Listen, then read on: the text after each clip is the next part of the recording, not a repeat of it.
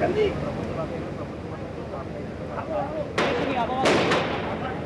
सुन सकते हैं इस वक्त काफी आप यहाँ की आवाज सुन सकते हैं यहाँ पर फिलहाल गोलियां चल रही हैं। आप तक 9 राउंड फायर हो चुका है और ये फायर ऐसा यहाँ से बाहर से प्रतीत हो रहा है लग रहा है कि लोग किया जा रहा है और लगातार फायरिंग हो रही है। आप आवाज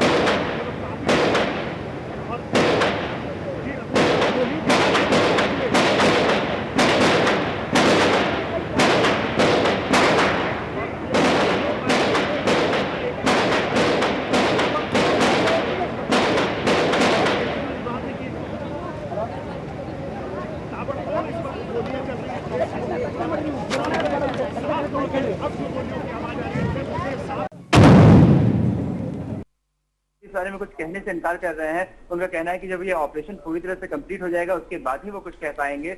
लेकिन इस वक्त की जो ताजा स्थिति वो ये है कि बहुत ही जो मुठभेड़ तेज हो गई है, गोलाबारी लगातार हो रही है, गोलियों की आवाज खासतौर पे हमें लगातार सुनाई दे रही है। बीच बीच में ग्रेनेड जो एक्सप्लोजन है वो भी हो रहे हैं। तो लग रहा है कि जो मुठभेड़ है, जो इनकाउंटर है वो काफी तेज हो चुका है। इस वक्त मैं आपको बताना चाहूंगा कि कुछ देर पहले एक गोली जहां मीडिया की तरफ भी एक गोली आई और ऐसा कल शाम में भी एक बार हो चुका था। तो हो सकता है कि अगर कोई आतंकवादी अंदर छुपा हो तो वो हताशा में ऐसा कर रहा हो और इसलिए इस वक्त कुछ साफ स्थिति शायद तभी हो पाएगी जबकि एनएसजी के सूत्र 3 घंटे से ऊपर का वक्त हो चुका है। आपको लगता है कि इतने वक्त से ताज होटल में कोई एक आतंकवादी ही सिर्फ इतना गोला बारूद और इतना असलाह लेकर पूरी एनएसजी की कमांडो की टीम से पूरा मुकाबला कर रहा है, तो आपको लगता है कि एक या एक से ज्यादा हो सकते हैं? इस बात के जो चांसेस है वो और बढ़ जाते हैं?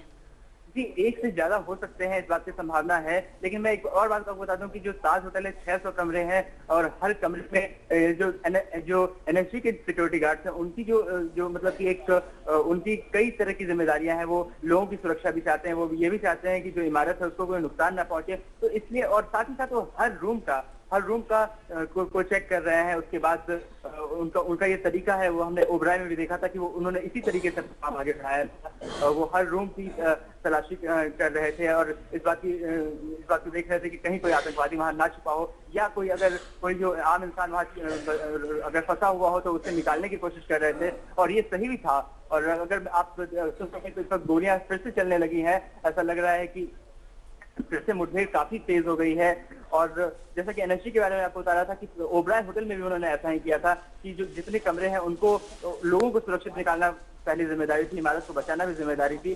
तो इसलिए समय लगता है इसमें क्योंकि एक ग्रेनेड अभी भी फटा है बिल्कुल सामने मेरे। तो लगता है कि कुछ देर में मुठभेड़ इस वक्त मुठभेड़ अपने चरम सीमा पे है, तो शायद कुछ देर में हम किसी नतीजे में पहुंच पाए। हमारे संवाददाता रोहन जो मुंबई से बता रहे थे कि इतना